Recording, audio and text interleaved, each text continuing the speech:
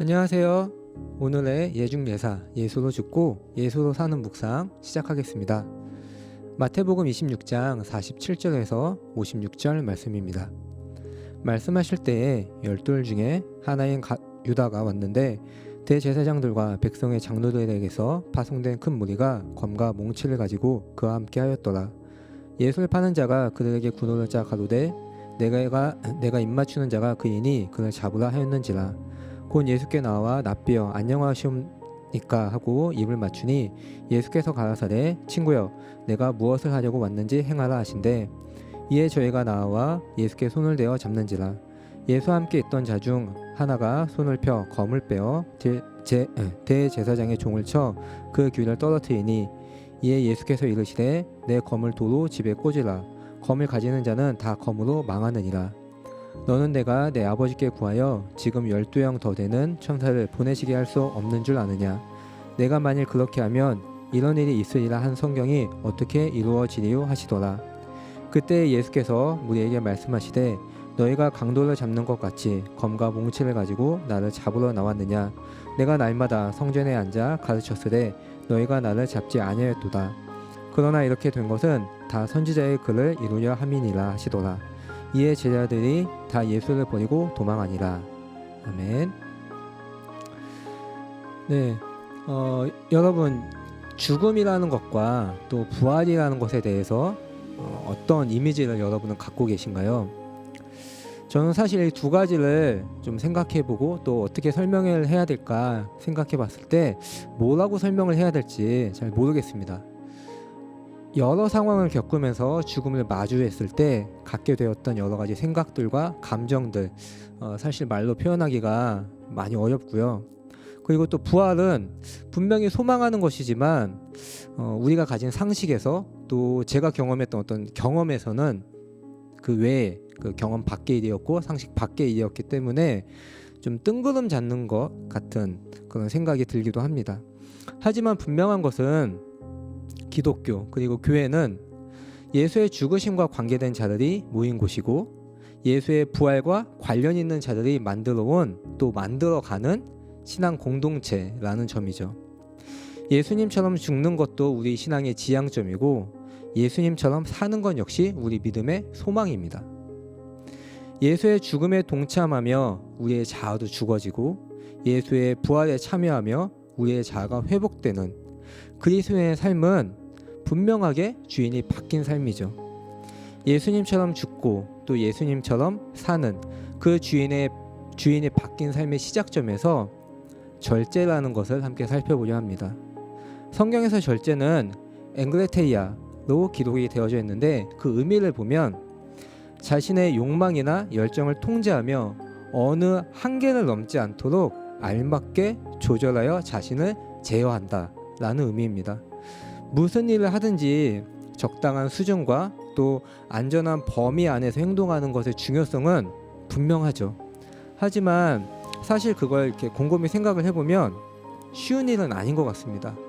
나 자신의 모습을 돌이켜 보더라도 금방 알 수 있죠. 자, 그럼 한번 생각을 해봅시다.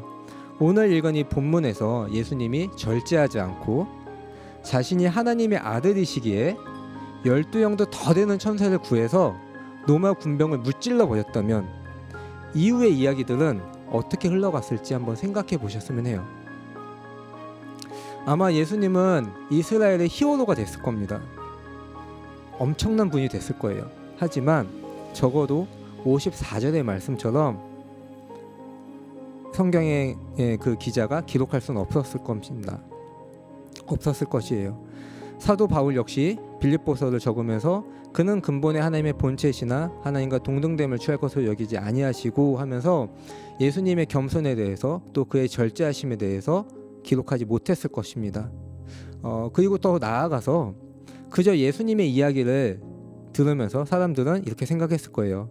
자신의 이익과 입장을 지키기 위해 갖고 있는 모든 능력을 최대치로 활용했던 그런 그리스 로마의 신들과 별반 다르지 않는 사람의 이야기라고.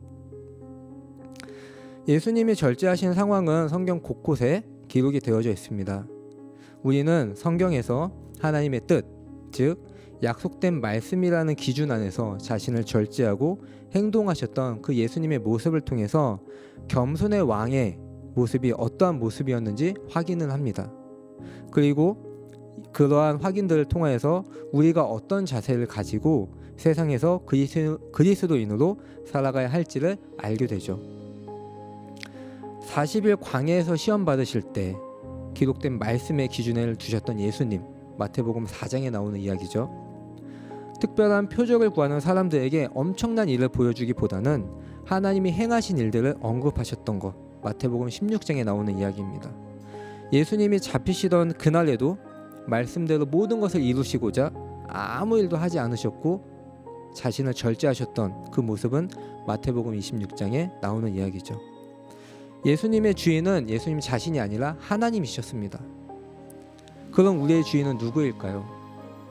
주인의 뜻을 알면 어떤 기준을 가지고 언제 어떻게 절제하며 살아가야 할지 자신의 행동을 점검하게 됩니다.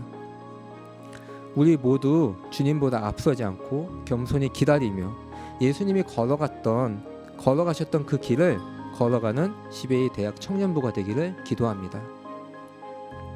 우리 함께 생각해 봤으면 합니다. 첫 번째로 생각해 볼 부분은 우리 그리고 나의 주인은 누구인가 입니다. 두 번째는 주님보다 말씀보다 앞섰던 나의 생각과 마음이 있었을까? 있었다면 그것을 나는 과연 절제할 수 있을까? 고민해 보셨으면 합니다. 그럼 우리 함께 기도하도록 하겠습니다. 말씀대로 이 땅에 오셔서 죽으시고 약속대로 살아나셔서 지금 우리와 함께 하시는 주님, 우리가 당신을 알고 믿고 함께 살아가고자 하지만 우리의 생각과 마음이 앞설 때가 참 많습니다. 말로는 또 생각으로는 예수님처럼 살겠다고 하지만 예수님처럼 살기 위해 가장 먼저 해야 할 예수님처럼 죽어지는 것은 죽도록 하기 싫어하고 부담스러워하는 것이 우리의 모습입니다. 이것이 우리의 연약함이고 완악함이기에 회개하며 간구합니다. 오늘을 살아가는 우리의 삶 속에서 주님보다 앞서지 않고 겸손히 기다리며 예수께서 가셨던 그 길을 걸어가며 절제의 삶을 살아갈 수 있도록 성령으로 우리를 도와주시옵소서. 예수 이름으로 기도합니다. 아멘.